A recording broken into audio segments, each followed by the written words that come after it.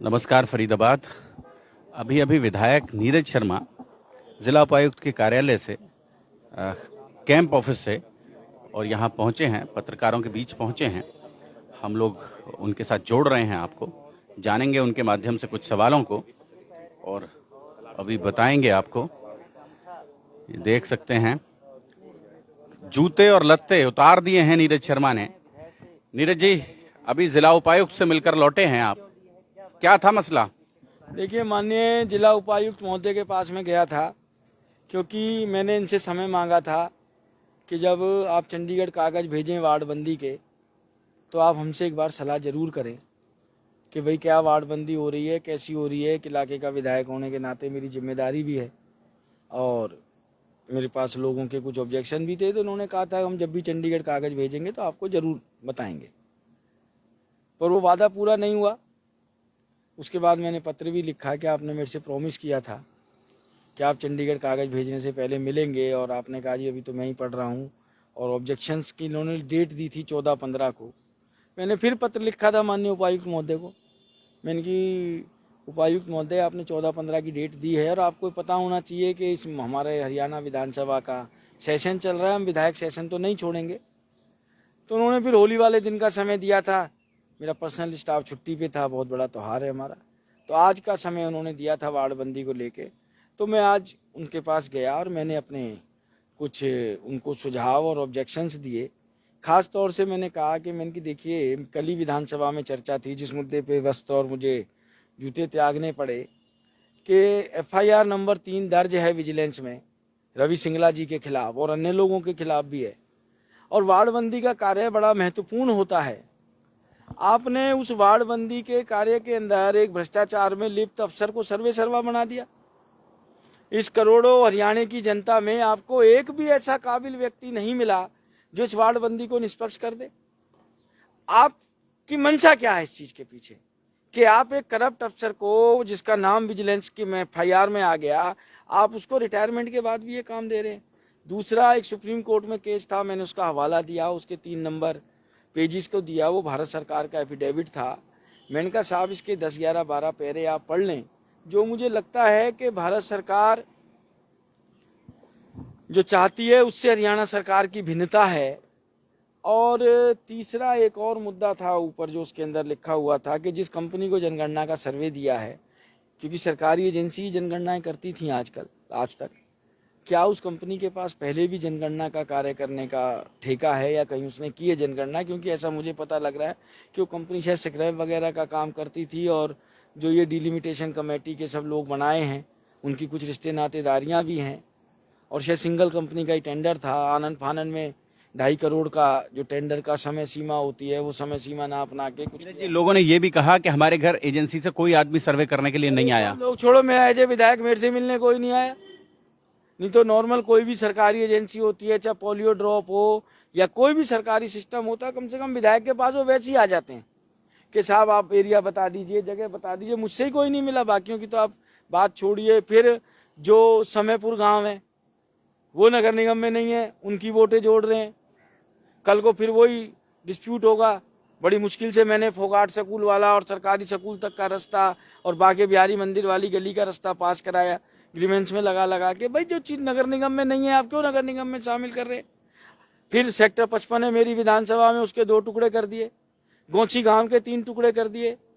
वैद road है 500 foot की, उसके 3 टुकड़े कर दिए। और जो हमारे घर का वार्ड है फरीदाबाद का सबसे बड़ा वार्ड बना दिया, तकरीबन 8-9 किलोमीटर लंबा। हमारे घर से चालू होगा, सारनगाम तक जाएगा, फिर वो जाके उसका पहला स्टॉप आइचर चौक पे होगा, फिर दूसरा स्टॉप प्याली चौक पे होगा, फिर उस गांव का तीसरा स्टॉप नाज, हमारे वार्ड का नाज गोदाम तक पहुंचेगा। फिर लोगों को नाज गोदाम से लेफ्ट मुड़ना पड़ेगा भोजपुरी अवधी समाज की तरफ, फिर वहां से वो राइट मुड़ेंगे डबुआ थाने की तरफ। तो तकरीबन 8-9 किलोमीटर लंबा मेरा वार्ड बना दिया। माननीय महापौर महोदय का वार्ड तो इतना बढ़िया बना कि 2014 और 2021 में जो जनगणना थी, पुराना वार्ड नंबर 12 बता रहे हैं, शायद उसमें कोई व्यक्ति की ना मृत्यु हुई ना पैदा हुआ, सेम ही जनसंख्या थी। और 2 वार्ड ऐसे हैं कि जिनकी जनसंख्या में तो फर्क है, वोटों में फर्क नहीं है, जनसंख्या में भी बहुत ज्यादा फर्क है। तो ये सब विसंगतियां थी, मैं देके आया हूँ। देखो माननीय उपायुक्त महोदय क्या निर्णय लेते हैं उसके कपड़े ऊपर। कब तक नहीं पहनेंगे, जूते चप्पल कब तक नहीं पहनेंगे? और आपके साथ ये पोटली है, इसमें क्या रखा है आपने? देखिए मैंने कल ये हाउस में भी दिखाया था, इसमें सिर्फ फरीदाबाद नगर निगम के भ्रष्टाचार के कागजात हैं सारे के सारे इस पोटली में। रैंडमली कोई भी कागज उठा लो, ये तकरीबन होंगे जी 500-600 पेज। और ये बहुत कम है, अभी ये मोटे मोटे घोटालों के हैं जो छोटे छोटे वार्ड लेवल पे हुए हैं। अभी स्ट्रीट लाइट का क्वेश्चन लगाया, बेंचों का क्वेश्चन लगाया, या सीवरेज लाइन जहां पर है ही नहीं 14 इंच की, वहां की सफाई भी दे दी। और ऐसे अली बाबा 40 चोर आ गए इस हाउस में कि उनके वार्डों में ये पता लग गया कि साहब यहाँ 14 इंच की सीवरेज लाइन ही नहीं थी। किसी भाई ने RTI लगाई, बजाय सरकार के पास जाएं, कमिश्नर के पास जाएं कि भाई कार्रवाई करो ना, जांच दोबारा कर दो। अरे दोबारा जांच में वो कोई 14 इंच में थोड़ी तब्दील हो जाएगी। ये तो सिर्फ जो मोटे मोटे 5-6 मुद्दे हैं उनसे रिलेटेड कागजात हैं, जिन कागजातों पे ये बयान लिखा हुआ है कि भ्रष्टाचार हुआ है, भ्रष्टाचार हुआ है, भ्रष्टाचार हुआ है। और सरकार आंखें बंद करके बैठी है, आंखें बंद करके बैठी है। और नीरज शर्मा का ये प्रण है कि यार आप आदमी छोड़ो, IAS छोड़ो, चीफ इंजीनियर छोड़ो, एक चुहिया को गिरफ्तार कर लोगे ना तो भी मैं शाबाशी दे दूंगा इस सरकार को कि हाँ ये सरकार 0 टॉलरेंस करप्शन पे चल रही है। और आपने करप्शन के खिलाफ कोई कदम उठाया, मैं उसी दिन प्रतिज्ञा तोड़ दूंगा अपनी। सीएम साहब तो कहते हैं, जब आए थे शुरू में तो उन्होंने कहा था ना खाएंगे ना खाने देंगे, लेकिन आपका कहना है कि फरीदाबाद में ही हजारों करोड़ रुपए के घोटाले हो रहे हैं। जैसे आपने 200 करोड़ घोटाले का मुद्दा उठाया नगर निगम में, तो ऐसा क्यों हो रहा है? और सुना हूं कि सीएम साहब ने आपको नमूना भी कहा है जो है। देखिए आपने 2 प्रश्न किए, दोनों का अलग अलग जवाब ले लीजिए। मुख्यमंत्री जी ने कहा कि ना खाएंगे ना खाने देंगे, हो सकता है उन्होंने अपने लिए कहा हो, कोई भोजन की बात चल रही हो कि मैं शाकाहारी हूं या मांसाहारी हूं या लैक्टो वेजिटेरियन हूं। बाकी मैं तो कह रहा हूं ये कागज हैं। नीरज शर्मा अकेला बैठेगा, आप सबको जो काबिल आदमी हो आपके पास आ जाए, या तो मुझे वो कानून दिखा दे जिस कानून के तहत ये कार्य हुए, या मेरी बात मान लो और भ्रष्टाचारियों को गिरफ्तार कर लो। दूसरी बात आपने कही साहब नमूना कहने की, देखो मेरे उम्र दराज में हैं, वो मुख्यमंत्री हैं हरियाणा के, मैं अब सब तो नहीं कहूंगा, ना मुझे कहना चाहिए, मान सम्मान करता हूं मैं उनका, सदन के नेता हैं। और आप सबको पता है मैं राम कथा करता हूं, तो रामायण में एक चौपाई है बहुत अच्छी, जाकी रही भावना जैसी प्रभु मूरत तिन देखी जैसी। ये चौपाई बाबा तुलसीदास जी ने कब लिखी थी? जब राम जी का ब्याह चल रहा था, सीता स्वयंवर चल रहा था। जब राम प्रभु खड़े हुए तो सीता स्वयंवर में सब लोग आए थे, ऋषि मुनि भी थे, देवता भी थे, गंधर्व भी थे, दैत्य भी थे, साधु भी थे। तो राम जी का थे तो बचपन का ही रूप था, 15-16 साल की उम्र थी जब स्वयंवर में गए थे उस समय। तो राम जी जैसे ही खड़े हुए तो जो व्यक्ति जो था ना जी, उसको राम जी वो ही नजर आ रहे थे। तो कुछ कहा है आपके लिए? आप सीधा नहीं तो सुन लीजिए, पहले मेरी बात पूरी होने दीजिए। तो इसीलिए बाबा तुलसीदास जी ने ये कहा, जाकी रही भावना जैसी प्रभु मूरत देखी जैसी। अब मैं नमूना हूं, मैं संत हूं, मैंने जूते त्याग दिए, मेरे राम प्रभु भी नंगे पैर रहे थे। ब्रज का एरिया हमारे फरीदाबाद का, हमारे कृष्ण जी भी ऐसे ही रहे, यही सारे वेश हमारे संत बना के घूमते हैं। अब वो मुख्यमंत्री जी ने किससे तुलना की है मैं ये तो नहीं कह सकता, मैं तो एक ही बात कह सकता हूँ, जाकी रही भावना जैसी प्रभु मूरत तिन देखी जैसी। विधायक जी अभी FIR दर्ज हुई है, उसमें कई JE, कई SDO और भी बड़े अफसरों का नाम सामने आ रहा है। पुलिस ने मुकदमा तो दर्ज कर लिया है, क्या कार्रवाई हो पाएगी? इसी चीज की तो लड़ाई है, इसी चीज की तो लड़ाई है। FIR नंबर 3 तो रवि सिंगला के खिलाफ भी है। क्या कार्रवाई हुई? मैंने विधानसभा में कहा है, फ्लोर ऑफ द हाउस में नाम ले रहा हूं, या तो आप क्लीन चिट दे दो इन अफसरों को, मुझे बता दो ऐसा कौन सा नगर निगम का कानून है कि नगर निगम कमिश्नर 100 करोड़ रुपए की फाइल का स्कोप ऑफ वर्क चेंज कर सकता है। इलेक्टेड हाउस है साहब, 40 काउंसलर बैठे हैं, महापौर शहर की प्रथम नागरिक होती है, 1 करोड़ से ऊपर के सारे कामों का फाइनेंस कमेटी में जाता है, और 5 या 10 करोड़ रुपए से ऊपर के कामों की सरकार से मंजूरी होती है। और हमारी लोकल बॉडी कमेटी में 21 सितंबर 2021 को तत्कालीन कमिश्नर साहब ने कहा कि हमने सरकार को केस भेजा है, ऑडिट पैरे में आया पड़ा है, अगर जो सरकार रिमूव कर देगी तो केस खत्म हो जाएगा। माननीय सचिव बैठे थे, स्थानीय स्वशासन लोकल बॉडी सेक्रेटरी, उन्होंने क्लियर मना कर रखा, मिनट्स की कॉपी है मेरे पास, मैं भी था उस कमेटी में। नहीं जी, इस स्टेज पे संभव नहीं है। कौन सा कानून है भाई साहब कि ये 200 करोड़ की पेमेंट बिना काम के हो जाएगी? नगर निगम का रिकॉर्ड जल के खाक हो गया।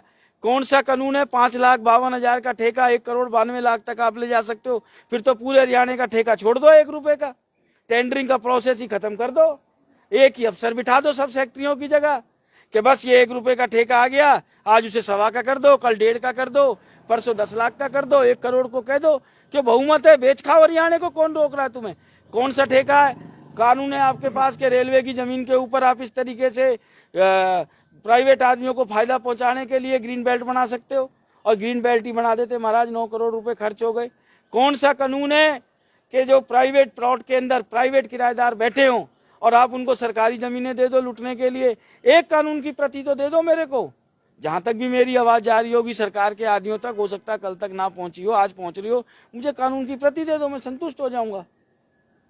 ये समय समय पे एमसीएफ के अफसर पकड़े भी जाते हैं, क्या इनमें डर नहीं है क्या कानून का? फिर भी ये करप्शन करते रहते हैं। भाई साहब क्या पकड़े जा रहे हैं? आईवास हो रही है 2,000, 20,000, 50,000, लाख, 2 लाख, ये आईवास है, इससे कोई फर्क नहीं पड़ रहा। 1,000, 500, 125 रुपए से असलियों को पकड़ो। और ये तो आ गया 200 करोड़ का, जो काम नहीं हुए। जिस दिन वो ठेकेदार और वो अफसर और होगी पुलिस की इंटेरोगेशन, जाएंगे सीआईए के अंदर जो बनाई है, जिसके अंदर छोटे छोटे चोर जाते हैं, जब ये बड़े बड़े दुष्ट जाएंगे ना सीआईए में, फिर ये कहेंगे 200 करोड़ नहीं जी, 2,000 करोड़ है। ये तो 200 करोड़ के तो कागज हमने जुटाए हैं, बाकी इन्होंने क्या क्या किया हमें क्या पता। अभी तो साथ के साथ सोतोई गांव का केस आ रहा है, वो भी नगर निगम में शामिल हो गया, क्योंकि उन्हें पता था सोतोई शामिल कर लो, वहां भी यही कांड हो गए, नीमका में हो गए। हरियाणा में 7.5 साल में लगभग 1,71,000 करोड़ रुपए कर्ज लिए गए। फरीदाबाद में कितने करोड़ लगा होगा? जो भाई साहब इस नगर निगम में 13,500 करोड़ का 5 साल में बजट पास किया है, और हालात ये है 1986 में सीवरेज जाम हो जाए तो बहन बेटियों को अपनी शादी के कार्ड भेजने पड़ते हैं, ये कह के कि मुख्यमंत्री जी मेरी शादी है, कम से कम ऐसे तो इंतजाम कर दो कि मेरी बारात आ जाए। और उसके बाद भी परमानेंट सोल्यूशन नहीं है, आज तक 1 साल हो गया है।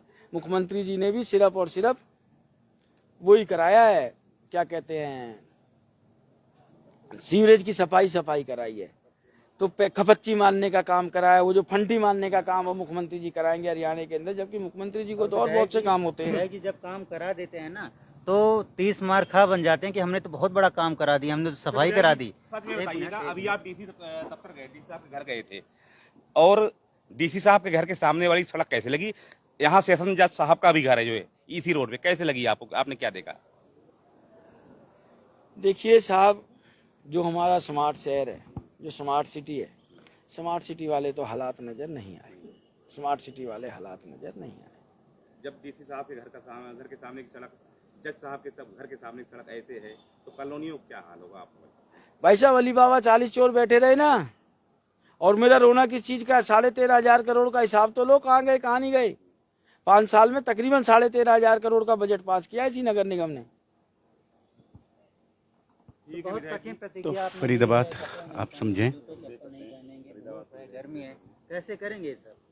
और हो सकता है भाई ना माने, मत मानो, जिंदगी भर का ठेका ले आएगा ये? 24 तक रह लेंगे, 2 ही साल तो हैं। लोकतंत्र का फैसला सबके सर माथे पे, और मुझे पूरा विश्वास है अपने राम प्रभु पे, जा पे कृपा राम की होई तापे कृपा करे हर कोई, प्रभु राम करेंगे कृपा, मुझे कोई टेंशन नहीं है। और जितना मेरा शरीर तपेगा, हरियाणा की जनता देखेगी कि कौन भाई कौन बेटा भ्रष्टाचार के खिलाफ आज की तारीख में लड़ाई लड़ रहा है, किस तरीके से लड़ रहा है। भाई हमने सारे यत्न कर लिए, धरने हमने दे दिए, प्रदर्शन हमने दे दिए, किसान आंदोलन में 700 किसान हमारे चले गए, विधानसभा में आवाज हमने उठा ली। रहते हैं आप 2-4 मांगे इस मुद्दे से बताइए जिसकी वजह से आपने कपड़ों का और जूतों का सिर्फ और सिर्फ भ्रष्टाचार। हम मुद्दा हार्डवेयर चौक, प्याली चौक घोटाला, 200 करोड़ का सतवीरा एंड सतवीरा कंपनी का घोटाला, और ये तुम्हारा बाटा चौक स्क्रैप घोटाला, और हमारे नाज गोदाम से आगे जो प्राइवेट कॉलोनियां कटी हैं इंडस्ट्रियल वाली, जिसके लिए इन्होंने गलत तरीके से जनता के पैसे का दुरुपयोग किया। ये घोटाले इन चारों पांचों में आप एक चुईया को अंदर कर दो, मैं मान जाऊंगा सरकार भ्रष्टाचारियों को सजा देने के साथ है। और आप अगर जो सब कुछ क्लियर कट क्रिस्टल की तरह क्लियर केस के अंदर भी आप किसी भी दोषी को अंदर नहीं देते, इसका मतलब साफ है कि सरकार की इंटेंशन है जीरो टॉलरेंस तो है भ्रष्टाचार के प्रति, पर जीरो टॉलरेंस ये है कि भ्रष्टाचारियों के प्रति हमने कोई कार्रवाई नहीं करनी है। ठीक है विधायक जी, देखते हैं सरकार आपकी बात मानती है, कोई गिरफ्तार होता है या नहीं होता है, या आप साल 2 साल ऐसे ही रहते हैं। तो शायद तो आपने फरीदाबाद आप देखें नीरज शर्मा बिना जूतों के और बिना सिले हुए लत्तों के लगातार विधायक आपको बताते हैं जी और भी तरह तरह की उपाधि आपको दी जाती है, तो ऐसा लगता है आप उनकी तरफ आकर्षित हो रहे हैं, आप उनकी तरफ जा रहे हैं, कहीं बीजेपी आप पर डोरे तो नहीं डाल रही? लेकिन मैं साहब आपको ना सारी बातों का एक जवाब दे दूं। मेरे को जनता ने कांग्रेस पार्टी से चुना है, टीम पंडित जी का मैं सच्चा सिपाही हूं, और जब तक मैं विधायक हूं कांग्रेस पार्टी से हूं। पहली बात तो मैं कहीं जा नहीं रहा। जिस दिन भी नीरज शर्मा जाएगा पहले इस्तीफा देगा, दोबारा मैंडेट लेगा। मैंने एक वादा किया था जनता से, मैंने कहा नीरज शर्मा कुछ करे ना करे, मेरी NIT 86 की मैं चंडीगढ़ में पहले वाले MLA की तरह नाक नहीं कटवाऊंगा, चुनूंगा किसी दल से, समर्थन किसी को दूंगा, राज्यसभा में कहीं और जाके बिचूंगा। मैं तो उस नीति का आदमी हूँ, मनस से कम वचन से कम कर्मण्य कम महात्मा नाम, मनस संन्यास वचन संन्यास कर्मण्य न्याय दुरात्मा नाम। मैं महात्मा आदमी हूँ, मैं दुष्ट आदमी नहीं हूँ। कांग्रेस पार्टी की टिकट पे जीता हूँ, कांग्रेस का रहूंगा। जिस दिन कोई हालात ऐसे बढ़ेंगे सबसे पहले इस्तीफा दूंगा, दोबारा मैंडेट लूंगा, फिर आप मेरे से बात करना। डिप्टी सीएम को आप मिठाई खिला रहे थे, जो एयरफोर्स का 100 हाँ। मीटर का जो दायरा था रजिस्ट्री अलाउ कर दी गई हाँ। थी, तो डिप्टी सीएम भी आपकी बात को मानते हैं, तो ये सब काम जो भ्रष्टाचार का काम है ये उनसे करवा लीजिए आप। नहीं, डिप्टी सीएम साहब के पास कमेटी के चेयरमैन भी हैं। नहीं, ग्रीवेंस कमेटी के चेयरमैन है। आप क्या सोच रहे हो कि मौका छोड़ दूंगा? भाई जो उनसे रिलेटेड है, अभी पटवारी वाला मसला है, 100 मीटर का ग्रीवेंस में ही लगाऊंगा, ये मसले भी ग्रीवेंस में भी लेके आऊंगा धीरे धीरे।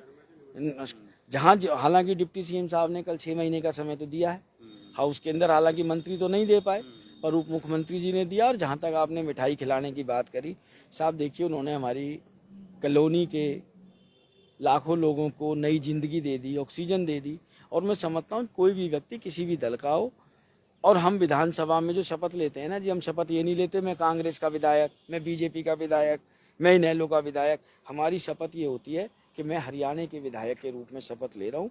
विधानसभा में पार्टीबाजी वाली ऐसी कोई बात नहीं होती, और जो भी अच्छा काम करेगा मैं उसको मिठाई खिलाऊंगा, क्यों नहीं खिलाऊंगा। मैं व्यक्तिगत काम तो अपना को लेके जाता नहीं, मेरी विधानसभा के काम है, जो भी करेगा उनके लिए मैं हमेशा तैयार बैठा हूँ। तो लकड़ी का खड़ाऊं पहनेंगे कि नहीं पहनेंगे? ना, नंगे पैर रहूंगा जी, मेरे राम जी नंगे पैर ही रहे थे। हाँ, राम जी का भक्त। न जूता न खड़ाव न सिला हुआ वस्त्र। और आप देख सकते हैं फरीदाबाद विधायक नीरज शर्मा यहाँ लगातार आप सोच सकते हैं कि एक प्रण को लेकर लोगों के बीच निकले हैं। और बड़ा मुद्दा है भ्रष्टाचार, जिससे फरीदाबाद का आम आदमी तिलमिलाया हुआ है। जोड़ेंगे फरीदाबाद आपको शहर की ऐसी ही और खबरों के साथ। बहुत बहुत धन्यवाद।